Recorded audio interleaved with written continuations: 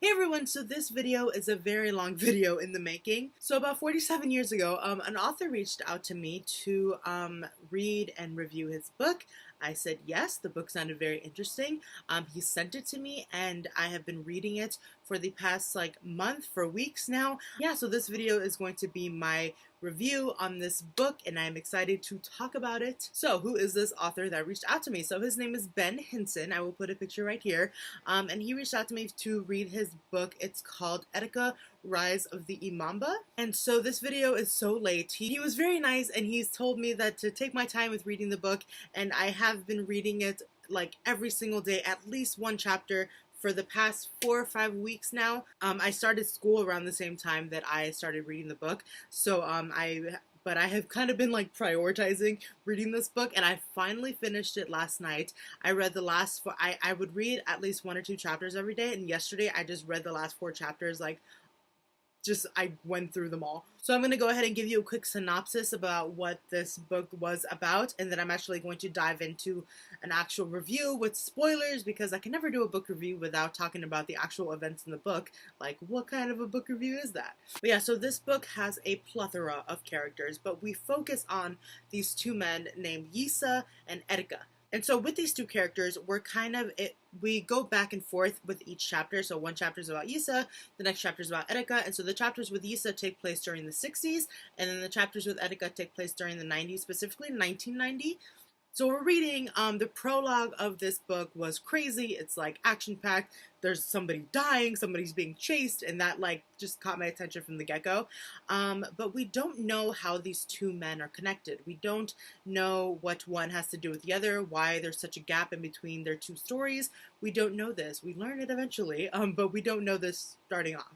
So Yisa, he wants to create this thing called the Imamba. He wants to create the Imamba Brotherhood. And he is noticing there's a lot of turmoil and a lot of war and a lot of bad things happening in Africa. And he wants to do something about it. So when he first starts talking about the Imamba, this is earlier, and then we get into the 60s. And then we get into the 60s, and he realizes that he kind of created a monster.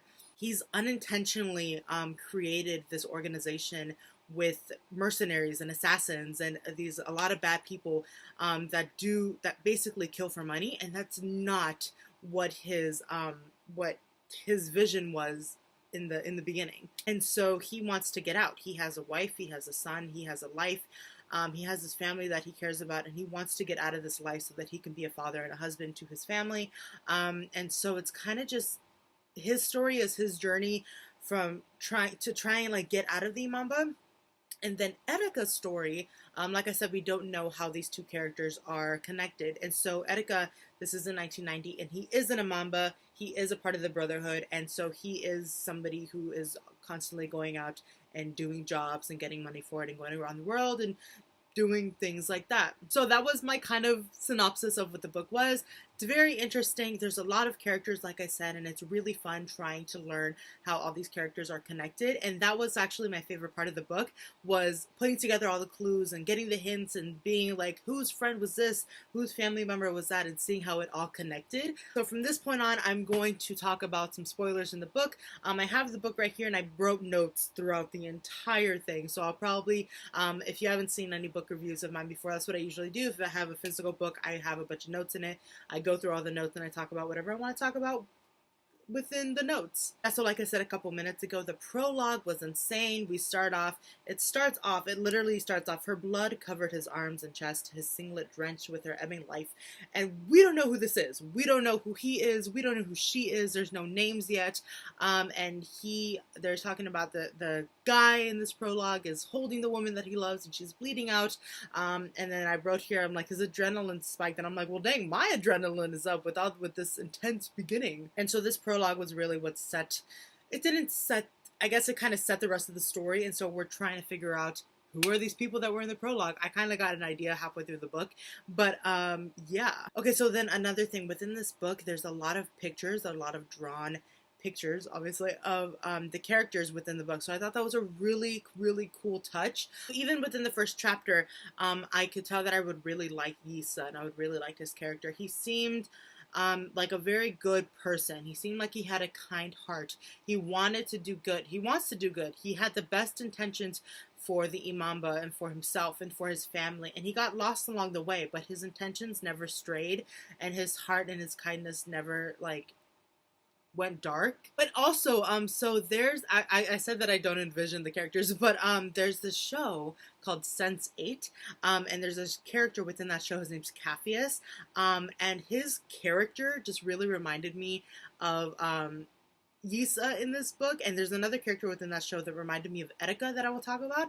But both of these characters in this book and in that show, they just had really, they were put in difficult positions, but they had amazing hearts and the best intentions. And so I thought of Capheus a lot when I was reading about Yisa. So the second chapter is when we first see Eteka, and so immediately I'm like, okay, is Eteka Yisa's son as an adult? So the author keeps us on our toes throughout the entire book, and we don't actually get a confirmation that Eteka is Yisa's son until the very end, which I'll talk about. But there's just so many hints about how Eteka could be Yisa's son. Number one, the time difference. Number two, Eteka had a necklace that Yisa mentioned. They talk about this later. Whenever there was a character talking to Eteka, they would say something that kind of represented what Yisa was. Like, oh, you're this kind of person. That's the kind of person that Yisa was.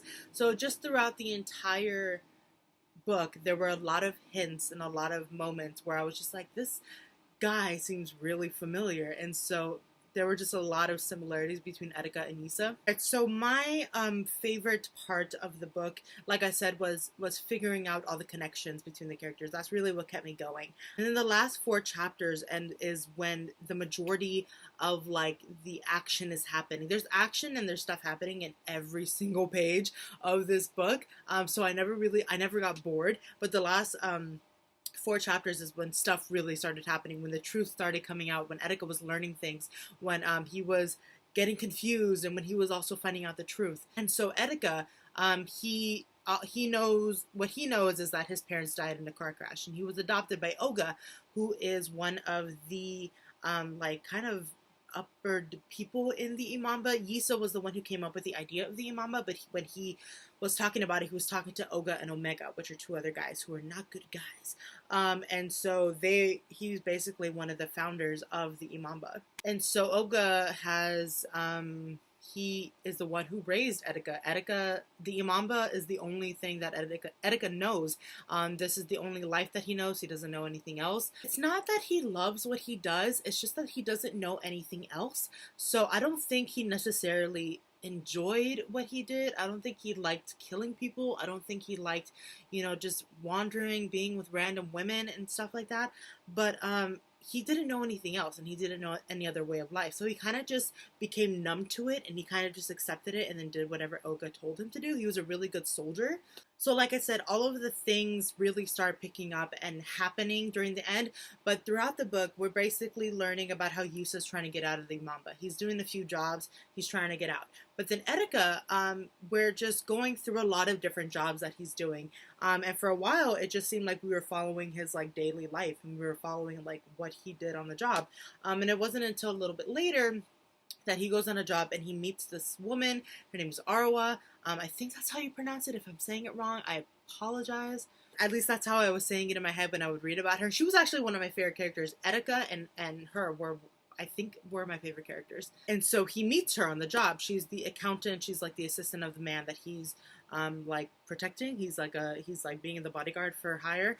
And he has to just take care of whatever happens. So he like kills a guy in the building in a bathroom that was going to go after this man. But he meets her, and they kind of hit it off. And so she gives him her card, and she's like, meet me if you're ever back down here, like come and visit me. And so he does that a couple times throughout the book, and he starts gaining feelings for her. And so I really liked her because she was just really interested in Eteka. She just really liked him, and he felt that, and he was like, hey, there's this woman who just likes me and who just wants to know more about me, and who doesn't want to use me for like to do jobs and to get money like maybe Oga and Omega do. And so he's attracted to that, and he's really intrigued by her. And so he, like I said, he gains feelings for her and he starts to fall in love with her. And then towards the end they actually get into trouble because Eteka was sent to kill this woman called the White Witch.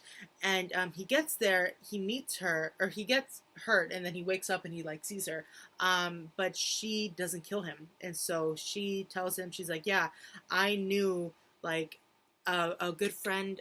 I don't think she tells him exactly who she is, but she makes it seem like she knew who he was and who he was as a child. And she is actually a really good friend of Oladel, a character that I don't think I've even mentioned yet. And he was Yisa's best friend, and he like starts to question himself. He starts to question the Imamba. He starts to question Omega and Oga. He starts to question kind of everything. And so next he goes on another job to kill this man called Oladel, but his name in the actual like his name that is given is Oluku or Olugo. Yeah, it's Oluko with an O at the end. And so he goes to him, and then he gets like hit again, and then he wakes up, and then Oladel's right there, and he basically learns from this man the truth about his parents. They didn't die in a car crash. They were killed. They were murdered by Oga and his brutes. And so in one of the last chapters, the last chapter that we get of Yisa, he decides to just walk away from the Imamba. He decides to walk away from Oga and Omega. And so they're not going to let him go away that easily. So Yisa goes back home. He tells his wife, he's like, hey, I bought us a place in the Caribbean. We need to go tomorrow. We need to go pack. And yeah, so they go, and she's at home. And all of a sudden, Oga shows up, and he barges into the house, and he does horrible things to her, and he eventually kills her. And Yisa comes back, and he finds her. He finds what has happened to his house and to his wife. Oga and the other mercenaries are still in the house, and so Yisa is just absolutely livid. He found his wife's dead body. He's going out of his mind right now, and so he tries to get away. He gets shot, and eventually they do kill him. And I don't remember if they actually set the house on fire or not, but Oladel, he was actually taking care of Tosin, who Tosin is Yisa's son. And so we actually learned that Eteka is Yisa's son, but Eteka was his real name, and Tosin was a nickname that Yisa gave his son. And so when there was a scene between Yisa and his wife, and she's like, you need to call him by his real name, Eteka. And I was like, there we go, there's the truth. So yeah, I'm sorry, I'm going all over the place. This is how I get when I do my book reviews. I like go everywhere. But Oladel has Tosin Eteka. He has Eteka in his car with him, and they're gonna go back home. And Oladel is like, yeah, we're gonna go see your dad. We're gonna like go on an adventure or whatever. And so they get there. Oladel sees what's happened. Oga comes out, and he orders his guys to basically kill Oladel, but he survives. He gets beaten half to death. And Oga decides that he is going to take Eteka and he's going to raise him to be a better Yisa that he wanted. So he was going to mold him into the perfect like soldier, the perfect Imamba soldier. So that's like obviously the last thing that Yisa would want for his son. He literally left the Imamba so that he can get his son away from that. And here it happens that like the worst thing possible has happened, that Oga is now responsible for Eteka's upbringing, and that's just horrible. But Eteka, he does all these bad things, but I feel like he does it, like I said, he's numb to it. He does it kind of without really thinking, and that doesn't go to say that he was a bad person, like the fact that he was a murderer, but he was brainwashed by Oga, and he was they didn't let him explore any other way of life, and so that's all he knew. So when he met Arawa, when he met the White Witch, when he met Oladel, he starts to, like I said, question everything, and especially when he meets Oladel, and Oladel tells him, or like I said before that I got off track, but when he wakes up and Oladel is there, he tells him, he's like, yeah, I knew your parents, I knew your dad, and you know that what Oga told you, that's not correct. They were not killed in a car crash. They were murdered by the man that raised you. And so Eteka is just like, his whole world is crumbling around him. He doesn't know what to think. He doesn't know who to trust. He trusts Oladel. He trusts his girl, but he needs to go back to figure out what he needs to do and how he needs to get away. So he goes to Arawa, and then he learns that some of the guys in the Imamba were being sent to New York City to kill this guy named Falal. Falal. That guy just so happens to be Arwa's brother. And so the man that Eteka was like was protecting, was the bodyguard for it, like back when he first met Arwa. Her and her brother were actually kind of raised by him, and he protected them and he gave them everything that they wanted. So her brother, he's actually he's a singer. He's like an activist, like a singer activist, and he's really famous. And he's having this thing in New York, right? And so he tells the man, Mr. something, I forgot his name. He's like, yeah, I found other producers, I found other people that are going to support me, I no longer need you. And so he didn't take that very well. And so Arwa was like, okay, I'm going to follow my brother. Like, thank you for all that you've done for us, but now we need to go on our own path. But it's not that easy. So he ordered he hired the Imamba to go and kill him. And then he was actually he was going to rape Arwa, and she was very lucky to get away from him. But yeah, so basically what ends up happening is Eteka needs to go and save her brother now. He's left the Imamba, he knows the truth. So he sets off to New York City with Arwa, and, well, first, it was so sad. He gets like they follow him there, and then as he's leaving, they follow him even more, and then Arwa ends up dying. She gets shot, and he like holds her, and she dies in his arms, and that was really sad. And that was like the second saddest death for me. The first one was Oladel, because after that happens, he goes to Oladel, and then he realizes that he has been killed by the Imamba too. Yeah, Eteka's mom, his dad, his uncle, his girl, they're all dead. And they're all dead because of the Imamba. So what he does is he gets on a plane and he goes to New York City, and he's going to try and save Falal, because that's what Arwa wanted. That was like her dying wish, was she said, I love you and please save my brother. And I was like, oh, that's so sad. But yeah, he goes to New York City and he finds out, well, there's this guy named Cyrus, and that's basically like his brother in the Brotherhood. He was his like closest comrade, and so he's the one that's behind the gun that's going to kill this guy. And so he's like, dude, don't do it. Like, we can leave this. We don't have to do this. And so, like, stuff happens, and Eteka basically kind of ends up saving him, because I don't know where they even came from, but the police come in, and Cyrus shoots one of the cops, but then they shoot him, and it was so dramatic. He falls out of the window, and he lands on the stage right next to Falal, and that was gruesome. So the story ends with Eteka basically, he knows the truth.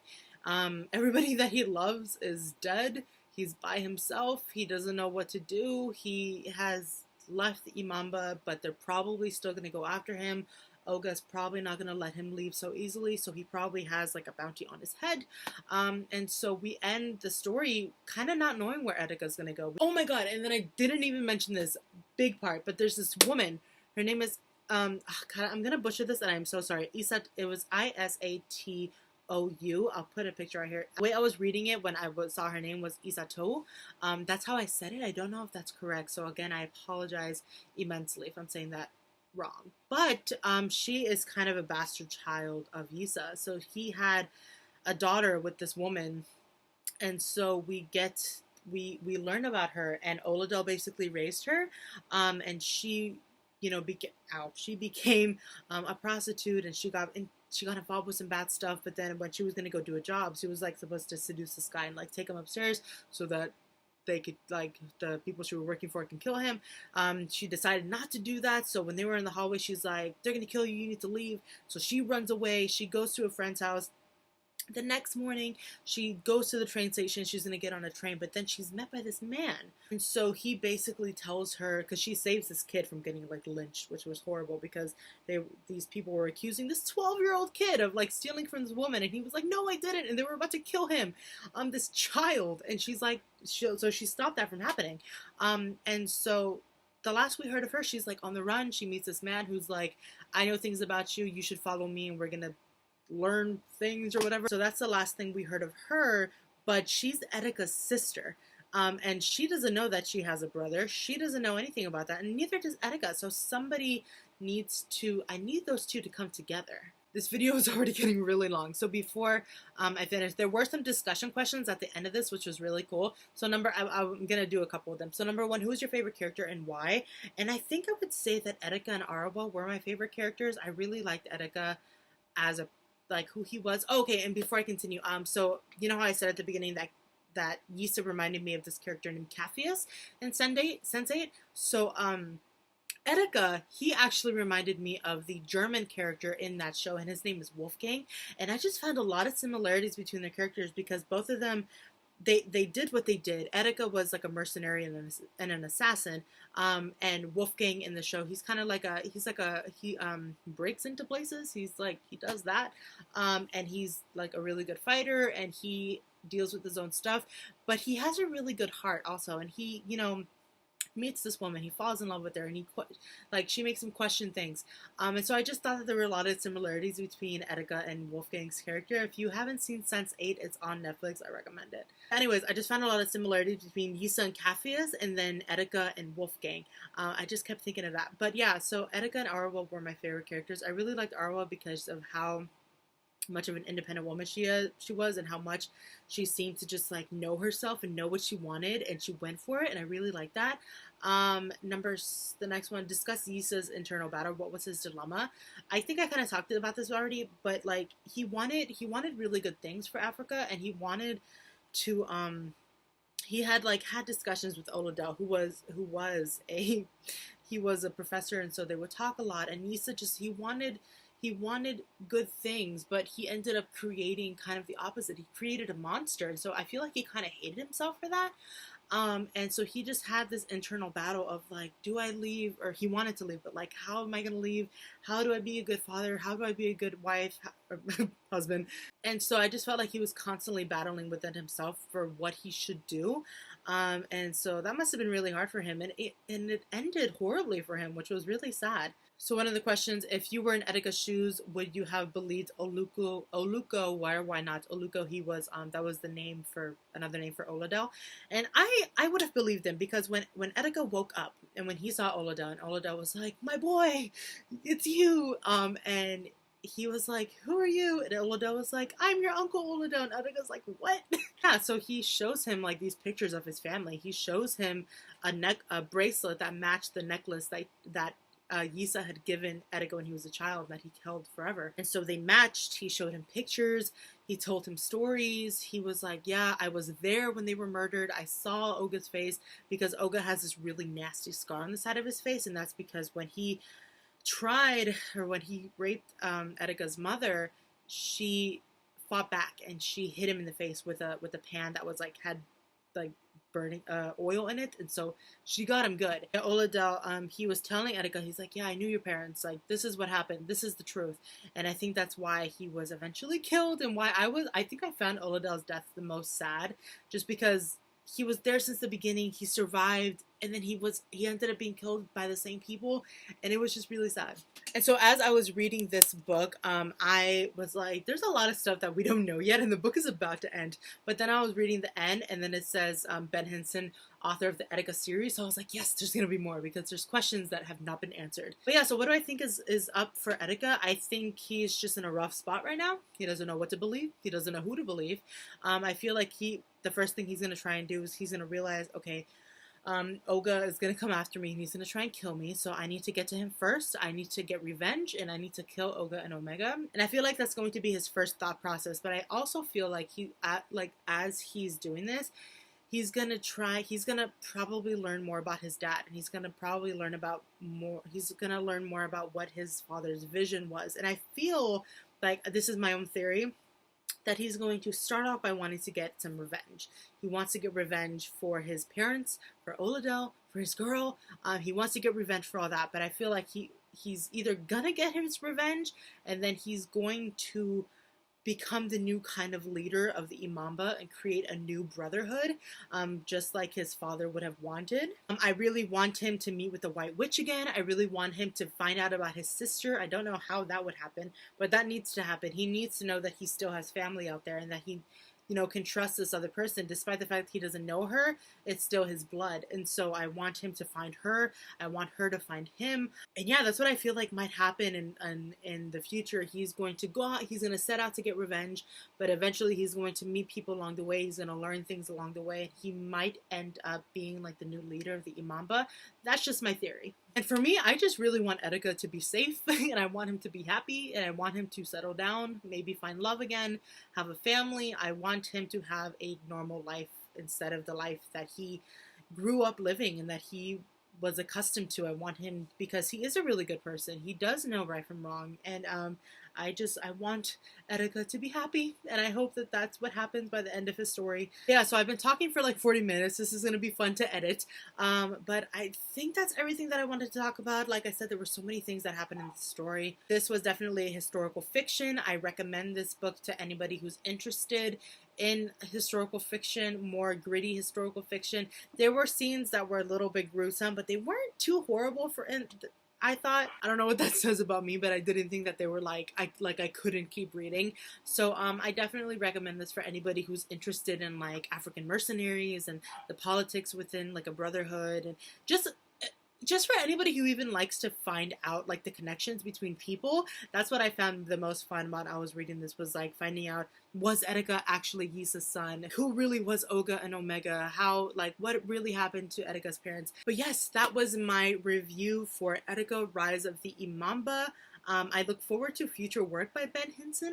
I would definitely read the next book in this series. I don't know if it's going to be like a duology or a trilogy or like an actual big old series. I don't know, but I'm very interested to see what Eteka's future is. So yeah, I think that is it about for my review. I think that's all that I wanted to say and discuss. I really enjoyed this book. Yeah, so I hope this review was satisfactory. Thank you all so much for watching.